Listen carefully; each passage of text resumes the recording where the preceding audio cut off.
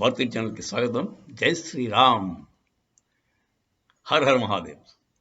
మన భారతదేశం తాలూకు జాతకం ఎలా ఉంది అని ఈ క్రోధినామ సంవత్సరంలో మన జ్యోతిష్యులు చెప్పారండి. ప్రపంచం యొక్క జాతకం ఎలా ఉంది, మన మన భారతదేశం తాలూకు జాతకం ఎలా ఉంది. మీరు నమ్మినా నమ్మకపోయినా జాతకాలు కొంత మటుకు కరెక్ట్ ఉంటాయండి. జాతకాలు ఓవరాల్గా అంటే మరి చెప్పేవాడికి కెపాసిటీ బట్టి కరెక్ట్గా ఉంటాయండి. నాకు తెలిసి ఒక జ్యోతిష్యుడు ఉండేవాడు, మా నాన్నగారు ఫ్రెండ్ అంటే అతను. ఆయన మా నాన్నగారికి గురువు, పెద్ద ఆయన. ఆయనేమో మహా మేధావి జ్యోతిషాస్త్రం. వాళ్ళ అబ్బాయి ఏమో బ్రిటిష్ వాళ్ళ దగ్గర ఉద్యోగం చేశాడు, గుమాస్తగిరి. వాళ్ళ నాన్న చెప్పాడండి, నేను అదే ఫలానా రోజు వాళ్ళ నుంచి 2-3 రోజుల్లో నేను చచ్చిపోవడానికి రెడీగా ఉన్నాను, చచ్చిపోతాను, మరి మీ సెలవు పెట్టుకోరా, ఇంటి దగ్గరే ఉండరా, నా దగ్గరే ఉండరా అని చెప్పాడు. దాంతో ఆ కుర్రాడు పాపం ఆ రోజుల్లో చాలా సిన్సియర్గా ఉంటారు, బ్యాపనలు కూడా కనిపెట్టారు. సో అదే విషయం ఉత్తరం రాశాడు. As my father is going to die on this date, I want 1 day leave please అని చెప్పి పెట్టేసరికి వాళ్ళ బాస్ దొర వాడు చూశాడు. వాడికి వీడి సంగతి తెలుసు, చాలా సిన్సియర్ వర్కరు, చెప్పిన పని చేస్తాడు, మంచిగా వెరీ వెల్ బిహేవ్డ్, ఎక్కడ తప్పు పట్టడానికి లేని వ్యక్తి.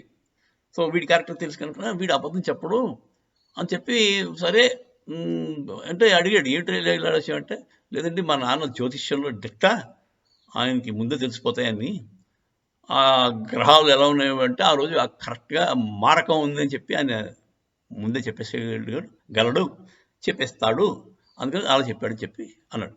అంటే బ్రిటిష్ ద్వారా సరే చూద్దాంలే ఎంత మటుకు కరెక్ట్ అని చెప్పి వాళ్ళ ఇంటికి వెళ్ళాడు 2 రోజుల క్రితం. అంటే మొన్నడే వెళ్ళి చూశాడు. చూస్తే వాళ్ళ నాన్న హ్యాపీగా హెల్తీగా తిరుగుతున్నాడు. వీడేంటి ఇలా అంటాడు అని చెప్పి వెళ్ళిపోయాడు. సో మరి కరెక్ట్ ఆ డీడే అంటే ఏ రోజు అయితే అతను పోతాడని ప్రిడిక్ట్ చేశాడు, ఆ రోజు పొద్దున్నే 9:30కి 10ంటికి ఒకసారి దొరగారు ఇంటికి, గుమస్తా దగ్గరికి ఇంటికి వచ్చాడు. వస్తే అప్పటికి బాగానే ఉన్నాడు వాళ్ళ నాన్న.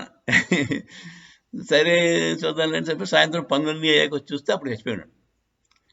అప్పుడు అతనికి పోస్ట్ ఆఫీస్గా ఒక సర్టిఫికేట్ ఇప్పించాడు, క్వీన్ ఆఫ్ ఇంగ్లాండ్ దగ్గర నుంచి ఎక్స్ట్రాడినరీ క్యాలిబర్ ఉన్న జ్యోతిష్కుడు అని చెప్పి ఒక సర్టిఫికేట్ తెప్పించారు.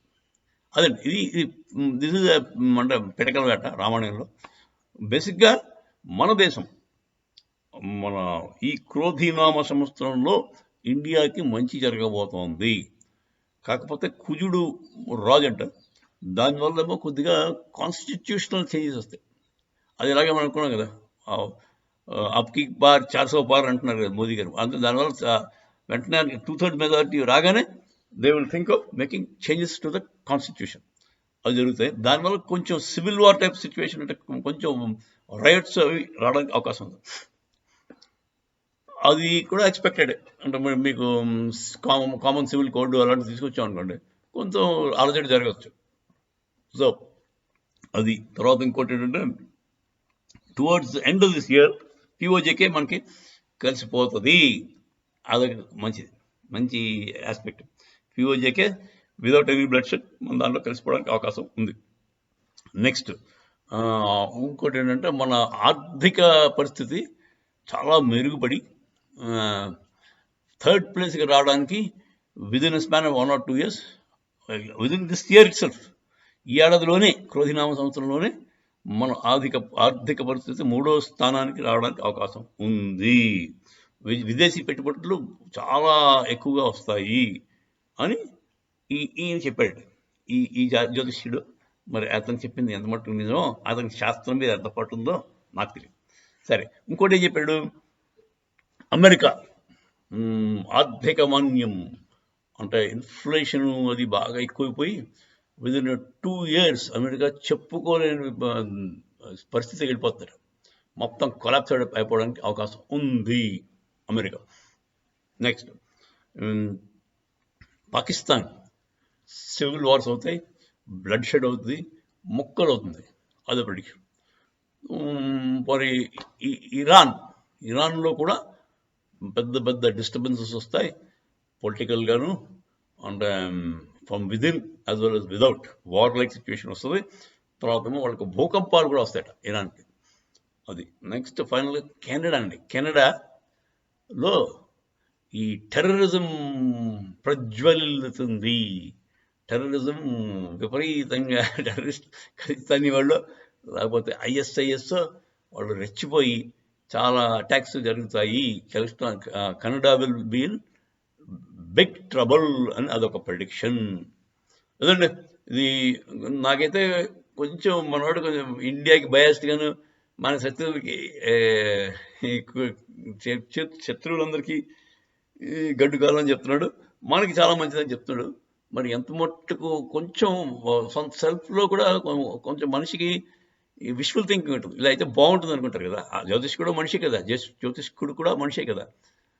సో అలా అయితే బాగుంటుంది. విష్ఫుల్ థింకింగ్లో ఎక్కువ వెళ్ళిపోయాడా అని చిన్న అనుమానం కూడా ఉంది. కాకపోతే ఓవరాల్గా చూస్తే పరిణామాలు అలాగే కనబడుతున్నాయి. ఓవరాల్గా అది చెప్పింది దాన్ని బట్టి చెప్పింది మనకి రియల్ సిచ్యువేషన్లో కూడా పెద్ద పెద్ద తేడా కనపడలేదు. ఇండియా గ్రోత్ వైపే వెళ్తుంది. మిగతా దేశాలు అమెరికా అండ్ కెనడా వాళ్ళు అంతా తిరోగమనంలోనే ఉన్నారు. సో ఇది మోర్ ఆఫ్ ఫ్యూచర్ ప్రెడిక్షన్ దాన్ జ్యోతిష్ శాస్త్రం అనుకోవాలి. అంటే గ్రహణం ఎఫెక్ట్ వాళ్ళ మీద ఎక్కువ ఉంది అంటాడు. ఆ గ్రహణం, సూర్యగ్రహణం వచ్చింది కదా మన క్రోధినామ సంవత్సరం బిగినింగ్లో.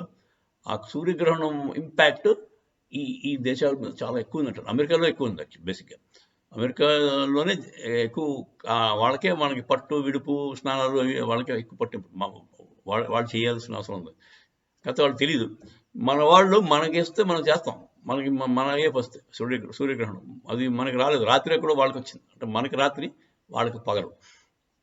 అంచేత మనకి ఇంపాక్ట్ లేదు ఆ గ్రహణం ఇంపాక్ట్. సో దానివల్ల గ్రహణం ఇంపాక్ట్ వల్ల కెనడా అండ్ అమెరికా చాలా దారుణంగా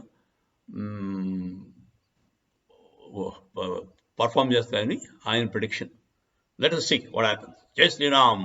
హర హర మహాదేవ్.